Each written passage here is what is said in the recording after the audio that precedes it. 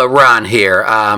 This is about my Mavic 2 Pro, which I purchased in April of 2019, and I made a habit this past summer 2019, of going down to the bayside, which is not that far from my house. I kind of stockpiled a collection of little clips of sunset along the bay over the course of the summer.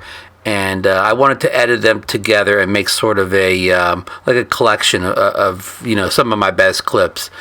And so this is the project I've been working on.